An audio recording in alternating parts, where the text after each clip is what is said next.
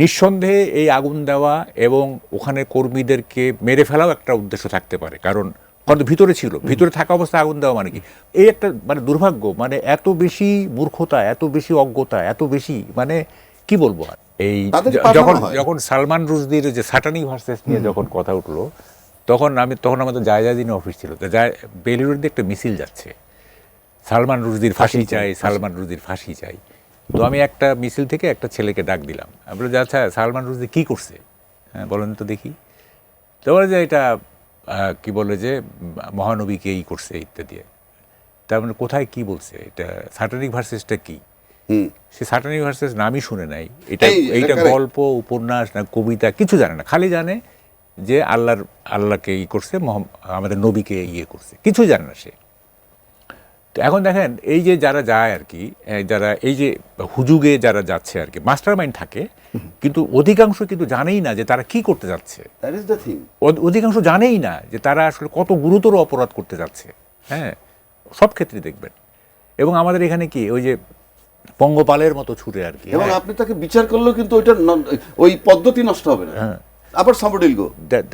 এই একটা মানে দুর্ভাগ্য, মানে এত বেশি মূর্খতা, এত বেশি অজ্ঞতা, এত বেশি মানে কি বলবো আর। কিন্তু যারা হামলাটা করছে, হামলা যেখানে হচ্ছে, মানে যারা করাচ্ছে তাদের পারপাসটা আসে দুটো গণমাধ্যম। আমি বলি শুনেন, আমি বলি নিঃসন্দেহে এই আগুন দেওয়া এবং ওখানে কর্মীদেরকে মেরে ফেলাও একটা উদ্দেশ্য থাকতে পারে, কারণ হয়তো ভিতরে ছিল, ভিতরে থাকা অবস্থায় আগুন দেওয়া মানে কি, যদি আপনি ওদেরকে মানে প্রাণে বাঁচাতে চান তাহলে তো ওদেরকে বের করে দিয়ে আগুন দিবেন, তাই না? ওরা ভেতরে ছিল, আগুন দিছে। তো এটা নিঃসন্দেহে একেবারে জঘন্যতম কাজ। কিন্তু কথাটা হচ্ছে মানে প্রথম আলো কিংবা আমাদের মিডিয়া কি তাদের সঠিক রোল প্লে করতে পারছে কিনা, এটা কিন্তু একটা মৌলিক প্রশ্ন। মিডিয়া রিয়েলি তাদের মানে মানে রোল প্লে করতে পারছে না।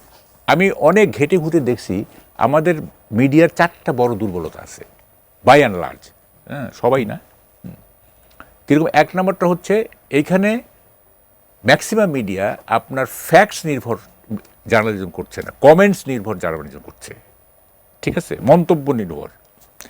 2 নম্বর হচ্ছে এক ধরনের সেন্সেশনালাইজেশন চলতেছে, একটা ছোট জিনিসকে সেন্সেশনালাইজ করে মানুষের আবেগকে উস্কে দেওয়া, মানুষকে কি বলে উত্তেজিত করা, এটা চলতেছে আর কি। হ্যাঁ, ছোট জিনিস হয়তো ধরেন যে এটা ট্রিটমেন্ট অত বেশি বড় হওয়ার কথা না, কিন্তু এটাকে ফুলায় ফাঁপায় ব্লো আপ করে এটাকে বড় করা হচ্ছে ইত্যাদি।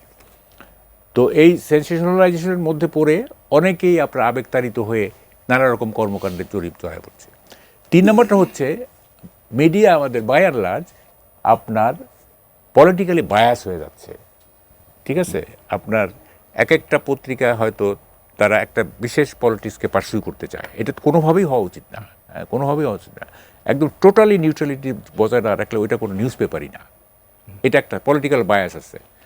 আর 4 নম্বরটা হচ্ছে আমাদের মিডিয়াতে অবজেক্টিভিটি বলতে কিছু নাই, সব সাবজেক্টিভিটি। অর্থাৎ মানে ধরেন যে মিডিয়ার মালিক যিনি, হ্যাঁ, বা যিনি সম্পাদক, ওনাদের ইচ্ছা, ওনাদের উইল, তাদের যে ইয়ে, সেগুলি রিফ্লেক্টেড হচ্ছে।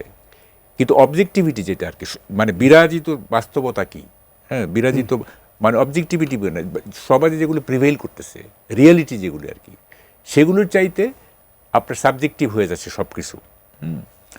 তো আচ্ছা, এখানে বলি, আপনি তো মিডিয়ার মানুষ, আমার 5ই আগস্টের পরে এই পরিস্থিতি কেন পরিবর্তন হলো? 5ই আগস্টের আগে তো আমরা এই দুর্বলের কথাই বলতাম, 5ই আগস্টের পরে কেন পরিবর্তন হলো না? হ্যাঁ, আপনি 5ই আগস্টের তো এন্টায়ার স্পিরিটটাই তো বিট্রেড। 5ই আগস্টে শুধু মিডিয়া কেন আপনি বলেন, 5ই আগস্টের স্পিরিট কী ছিল? 5ই আগস্টের স্পিরিট ছিল দীর্ঘদিন একটা স্বৈরশাসন ছিল, ঠিক আছে, এবং মানুষ ভোট দিতে পারে না, গণতন্ত্র ছিল না, এটা ছিল না, সেটা ছিল না। তো এই স্পিরিটটা বিট্রেড হয় নাই। আপনি আছে এই যে মানে কি বলে যে, যেমন ধরেন প্রত্যেকটা ক্ষেত্রে, যেমন ধরেন দুর্নীতি, এটা 16 বছরের একটা বড় অভিযোগ ছিল না দুর্নীতি, এটা দুর্নীতি হয় নাই, হচ্ছে তো দুর্নীতি। এবং বড় 16 বছরের মতো বড় দুর্নীতি হয় নাই। বড় হয় নাই কেন? যেহেতু ওই সময় মেগা প্রজেক্ট ছিল, সুতরাং দুর্নীতিটাও হয়েছে মেগা। এখন যেহেতু মেগা প্রজেক্ট নাই, মেগা প্রজেক্ট না থাকলে আপনি মেগা দুর্নীতি করবেন কীভাবে? একটা মেগা প্রজেক্ট হলে না বুঝতে পারতাম যে মেগা দুর্নীতি হচ্ছে কিনা। ছোট ছোট দুর্নীতি হয় নাই, ঘুষ বাণিজ্য হয় নাই, এগুলো তো রিপোর্ট হয়েছে, এগুলো নানা রকম রিপোর্ট হয়েছে তো। এবং এই যে আপনার সজীব ভুইয়ার যে পিএস ইত্যাদি, এগুলি রিপোর্ট হয় না, এগুলো হচ্ছে তো, এগুলো দুর্নীতি তো হচ্ছে। তারপরে ধরেন যে মানে এই কি বলে যে বিরোধী মত দমানো, এটা তো ছিল গত 16 বছরের একটা বড় সিমটম, তাই না? এখন বিরোধী মত হয়তো সরকার ইয়ে করতেছে না, কিন্তু এই আপনার কি বলে যে পাবলিক লেভেলে কি বিরোধী মত দমানোর চেষ্টা হচ্ছে না? এবং এই যে মবটা কি, মবটা তো হচ্ছে যে আমার পছন্দ না যেটা সেটার উপরে আক্রমণ, তাই না? তো এটা তো এবং এগুলিতে তো সরকারের আপনার প্রশ্রয় আছে, কারণ আপনার 5ই আগস্টের পর থেকে আইনের শাসন প্রতিষ্ঠার ব্যাপারে আমাদের চিফ অ্যাডভাইজার এবং অ্যাডভাইজারের কাছে মিনিমাম কোনো আমরা মানে দেখি নাই, কি বলে ইচ্ছা দেখি নাই। হ্যাঁ, বরং যেমন একটা চিফ অ্যাডভাইজারের একটা কিন্তু এখন ভাইরাল হয়েছে ইদানিং, এখন দুই একদিন হলো ভাইরাল হয়েছে। সেটা কি, যেহেতু মবের বাড়ছে, সেটা কি ওই যে ওরা তো তোমাদের গ্রামেও আছে, ওরা কি শুধু সচিবালয়, তোমাদের গ্রামে আছে, তোমাদের তেজ গেল কোথায়?